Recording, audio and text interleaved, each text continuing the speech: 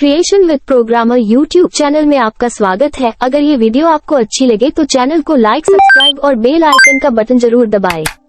देखिए, मर्यादा पुरुषोत्तम भगवान श्री राम के जीवन की कहानी से आज बच्चा वाकिफ है। बचपन में या फिर लॉकडाउन में आपने रामायण तो जरूर देखी होगी। रामायण के लास्ट में हमें देखने को मिलता है कि भगवान राम जल समाधि के बाद गरुड़ पर सवार होकर बैकुंठ के लिए निकल जाते हैं। लेकिन इसके बाद अयोध्या और अयोध्या वासियों का क्या हुआ, ये किसी को पता हो या ना पता हो, लेकिन इस मंदिर के इतिहास के बारे में पता है। अगर नहीं तो आज हम इस वीडियो में आपको बताएंगे कि कहां से शुरू हुई यह कहानी और इस कहानी में कब क्या क्या हुआ था। अब कहानी को शुरू करने से पहले हम आपको बता दें कि भगवान राम के बैकुंठ जाने के बाद इनकी 44 पीढ़ियों ने अयोध्या पर राज किया। जब राम के पुत्र कुश अयोध्या के राजा थे तो इन्होंने भगवान राम की जन्मस्थली पर एक जन्मभूमि मंदिर के साथ साथ कई छोटे छोटे मंदिर बनवाए। समय के साथ साथ इन मंदिरों की हालत जर्जर होती चली, जिन्हें बाद में 57 ईस्वी पूर्व के आसपास उज्जैन के राजा यानी विक्रमादित्य जी ने रिनोवेट करवाया। लेकिन अप्रैल 1526 में बाबर के भारत आने के बाद मुगल शासन की शुरुआत होती है। 1528 से 1529 बाबर अयोध्या जाता है तो अपने सेनापति मीर बाकी से मंदिरों को तोड़कर मस्जिद बनवाने का आदेश दे देता है। तो मीर बाकी मंदिरों को तोड़कर मस्जिद बनवा देता है और हिंदुओं के अंदर आने पर रोक लगा देता है। और फिर लगभग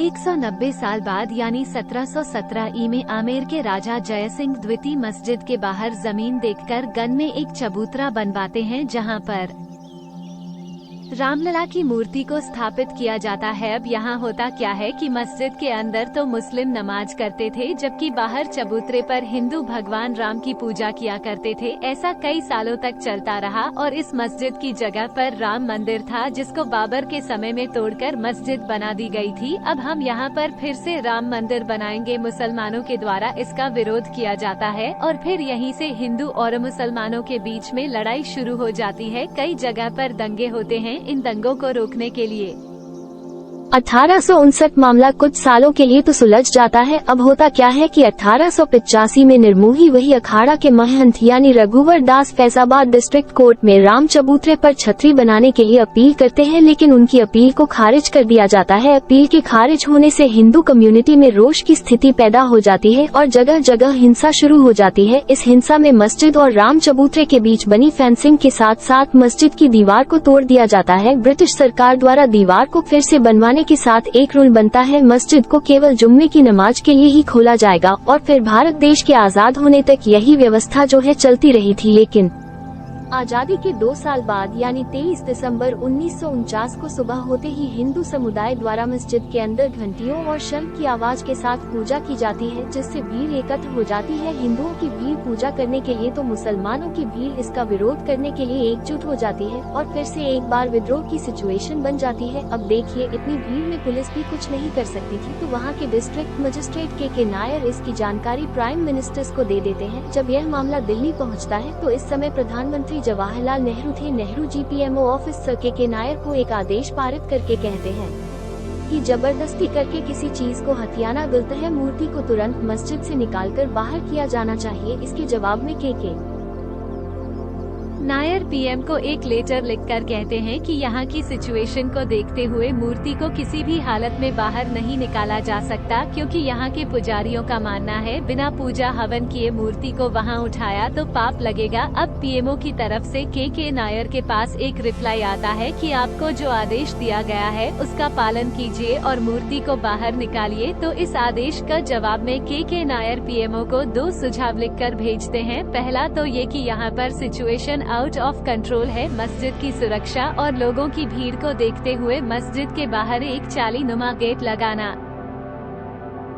होगा, जिससे मस्जिद को कोई नुकसान नहीं होगा और सभी लोग बाहर से दर्शन कर पाएंगे। और दूसरा ये कि इस मामले को कोर्ट को सौंप देना चाहिए, जिससे कोर्ट का मामला आने तक सब लोग शांत रहेंगे। अब इन सुझावों के साथ ही के नायर ने अपना रिजाइन भी दे दिया। इनके रेजिग्नेशन को तो स्वीकार नहीं किया गया, लेकिन पीएमओ को उनके सुझाव बहुत पसंद आए। यह मामला कोर्ट में चला जाता है और इस रामलला की मूर्ति मंदिर में ही रहती है। अब भैया हिंदू पक्ष से तो निर्मोही अखाड़ा और मुस्लिम पक्ष से सुन्नी वक्फा एक के केस फाइल किया जाता है, जिसमें निर्मोही अखाड़ा कहता है कि यहाँ पर शुरुआत से ही राम मंदिर था और अब तो मूर्ति भी निकल आई है, तो इसका पूरा अधिकार में दे दिया जाए ताकि हम यहाँ पर राम मंदिर बना सके। वहीं सुन्नी वक्फा करता है कि यहाँ पर शुरुआत से ही मस्जिद रही है, इसका पूरा कंट्रोल हमें मिलना चाहिए। तकरीबन 20 से 25 साल तक ये दोनों केस कोर्ट में रहते हैं। अभी तक यहाँ पर कांग्रेस पार्टी सत्ता में थी। 1980 में जनसंघ से अलग होकर बीजेपी का गठन होता है। बताया जाता है कि बीजेपी के गठन के बाद विश्व हिंदू परिषद, शिवसेना, बजरंग दल और आरएसएस जैसे सभी हिंदू दल एक्टिव हो जाते हैं और 1984 में विश्व हिंदू परिषद द्वारा एक धर्म संसद का आह्वान किया जाता,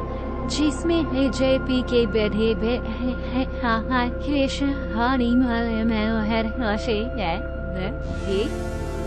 शामिल होते हैं। इस धर्म संसद में विश्व हिंदू परिषद के प्रेसिडेंट अशोक सिंघल ऐलान करते हैं कि भाई राम मंदिर बनेगा और जरूर बनेगा। अब इस मंदिर को बनाने के लिए पूरे देश से ईंटें मंगाई जाएंगी। यह बात धीरे धीरे पूरे देश में फैल जाती है। 1984 यह वही साल था जब इंदिरा गांधी की मौत हुई थी और कांग्रेस की कमान उनके पुत्र राजीव गांधी को सौंपी गई थी। अब यहाँ होता क्या है कि बीजेपी तो खुलकर राम मंदिर के सपोर्ट में बोल रही थी, जिससे सभी हिंदू बीजेपी को सपोर्ट कर रहे थे। और इसी बीच 1986 में राम मंदिर के गेट खुलवाने का एक मामला कोर्ट में आता है, तो राजीव गांधी हिंदुओं का विश्वास जीतने के लिए 1 घंटे अंदर मंदिर के गेट खुलवा देते हैं। इस न्यूज को दूरदर्शन के माध्यम से पूरे देश में ब्रॉडकास्ट किया जाता है। इससे मुस्लिम दल कांग्रेस से नाराज हो जाते हैं और सभी मुस्लिम नेता मिलकर कांग्रेस का विरोध करने के लिए बाबरी मस्जिद एक्शन कमेटी बनाते हैं, जिसका परिणाम ये होता है कि भैया कांग्रेस 1989 का चुनाव हार जाती है। राम मंदिर के सपोर्ट में होने की वजह से बीजेपी को इस चुनाव में फायदा मिलता है, जहां 1984 में बीजेपी को मात्र 2 सीटें मिली थी। अब 1989 चुनाव में 85 सीटें मिलती हैं। नेशनल फ्रंट के नेता वीपी सिंह बीजेपी का सपोर्ट लेकर प्राइम मिनिस्टर बनते हैं। नेशनल फ्रंट की सरकार बनने के बाद बीजेपी के नेता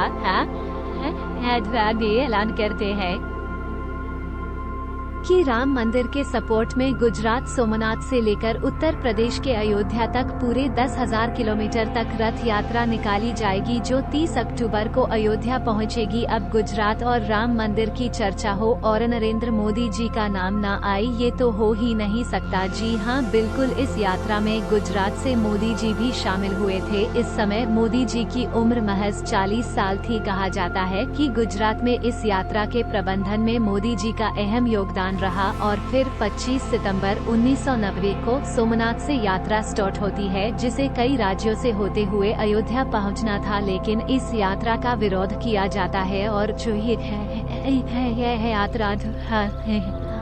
यात्रा का विरोध शुरू हो जाता है। अब यही वजह थी कि लालू यादव ने नहले पर देहला मारकर आडवाणी को गिरफ्तार करवाया और कहा कि मैंने मां और भैंस दोनों का दूध पिया है। इस गिरफ्तारी का परिणाम ये होता है कि भैया जैसे ही यह खबर दिल्ली पहुंचती है, तो बीजेपी वीपी सिंह गवर्नमेंट ने अपना समर्थन वापस ले लिया और जिससे वीपी सिंह की सरकार गिर जाती है। अब रथ यात्रा के बीच में हुए दंगे से नाराज होकर 30 अक्टूबर कार सेवक मारे जाते हैं और फिर इनकी लाशों को रखकर विरोध प्रदर्शन किया जाता है और मुलायम सिंह यादव को मुल्ला मुलायम का टाइटल दे दिया जाता है। और इसी का परिणाम था कि भैया 1991 के चुनाव में मुलायम सिंह को हार का सामना करना पड़ता है और उत्तर प्रदेश में बीजेपी सरकार के मुख्यमंत्री बनते हैं कल्याण सिंह। लेकिन 1991 में राजीव गांधी की मौत होने की वजह से लोगों की सहानुभूति कांग्रेस को मिलती है, जिससे सेंटर में कांग्रेस की सरकार बनती है और प्राइम मिनिस्टर बनते हैं पीवी नरसिम्हा राव। यूपी में बीजेपी की सरकार बनने के बाद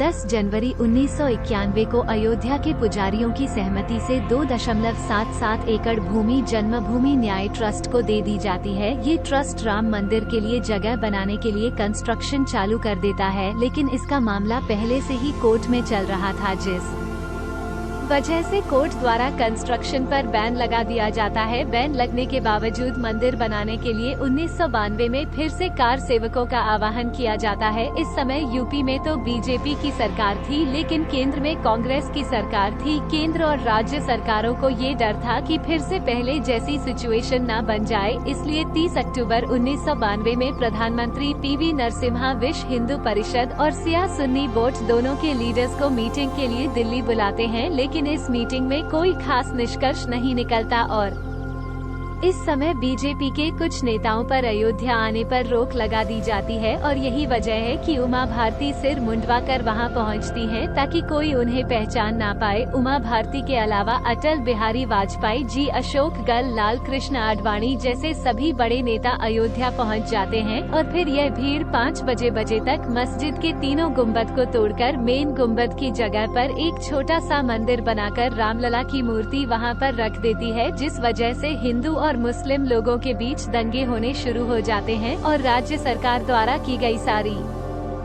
व्यवस्थाएं फेल हो जाती हैं। हजारों की संख्या में लोगों की मौत होती है और सेंट्रल गवर्नमेंट द्वारा यूपी में प्रेसिडेंशियल रूल लागू कर दिया जाता है, जिसके बाद कल्याण सिंह मुख्यमंत्री पद से अपना इस्तीफा देते हैं। यह मुद्दा इंडिया तक ही सीमित नहीं रहता, बल्कि इसके विरोध पाकिस्तान और बांग्लादेश में हिंदुओं की दुकानें जलाई जाती हैं, उन्हें लाठियों से मारा जाता है और कई हिंदू मंदिर तोड़ भी दिए जाते हैं। अब जब 2001 में बीजेपी पार्टी से अटल बिहारी वाजपेयी की सरकार बनती है तो विश्व हिंदू परिषद द्वारा सेंट्रल गवर्नमेंट को बोला जाता है कि अयोध्या में राम मंदिर बनाने का काम शुरू करवाओ और अगर सरकार से नहीं हो रहा है तो हमें बता दो, फिर हम मंदिर बनवाएंगे। अब जब सरकार की तरफ से कोई प्रतिक्रिया नहीं मिलती तो भैया 15 अक्टूबर 2002 में विश्व हिंदू परिषद सैकड़ों कार्यकर्ताओं को लाकर मंदिर का निर्माण शुरू कर देती है। जब ये कार्यकर्ता अयोध्या से लौटकर जा रहे थे तो जैसे ही इनकी ट्रेन गोधरा पहुंचती है तो भड़के हुए लोगों द्वारा ट्रेन में आग लगा दी जाती है, जिसमें 58 लोगों की मौत हो जाती है और इसके बाद एक बार फिर से देश का माहौल गर्म हो जाता है, जिससे कोर्ट इस मामले में तेजी करने की कोशिश करती है और फिर ASI यानी आर्कियोलॉजी जर्नी ऑफ इंडिया को इस मंदिर के आसपास खुदाई करके रिलेटेड साक्षी निकालने के लिए बोला जाता है। तकरीबन 6 महीने की खुदाई के बाद ASI की रिपोर्ट आती है, जिसमें 10वीं और 12वीं सेंचुरी के हिंदू मंदिरों के अवशेष मिलते हैं, जिसके आधार पर 30 सितंबर 2000 फैसला आता है। बार यह मानती है कि यहाँ पर राम जन्मभूमि थी और इस भूमि को 3 भागों में बांट दिया जाता है। सीता रसोई और चबूतरा निर्मोही अखाड़ा को दिया जाता है, सेंटर एरिया राम भूमि न्यास को दिया जाता है और बाकी का एरिया सुन्नी वक्फ बोर्ड को दे दिया जाता है। लेकिन कोई भी पक्ष इस फैसले पर अग्री नहीं करता है और 2011 में यह मामला सुप्रीम कोर्ट के पास चला जाता है और लगभग फिर से 6 साल तक सुप्रीम कोर्ट में पेंडिंग रहने के बाद 2017 में इस केस की सुनवाई शुरू होती है और लगभग 2 साल के बाद यानी 9 नवंबर 2019 को 5 जजेस की एक बेंच के द्वारा ASI की रिपोर्ट के आधार पर तकरीबन 2.7 एकड़ जमीन राम जन्मभूमि ट्रस्ट को दे दी जाती है, लेकिन इसके मालिकाना हक केंद्र सरकार के पास ही रहेगा और उत्तर प्रदेश सरकार को आदेश दिया जाता है कि मुस्लिम पक्ष को इस जमीन से दूर किसी और जगह 5 एकड़ जमीन सुन्नी वक्फ बोर्ड को मस्जिद बनाने के लिए दी जाए। इस तरह सबसे लंबे चलने वाले इस मामले का फैसला किया जाता है। तो ये हमारे संविधान की खूबसूरती है भैया कि जब इस मामले फैसला आया तो किसी भी पक्ष द्वारा ना तो कोई हिंसा की गई और न ही किसी पक्ष ने इस फैसले का विरोध किया और फिर 5 अगस्त 2020 को प्रधानमंत्री नरेंद्र मोदी अयोध्या पहुंचकर मंदिर का शिलान्यास करते हैं,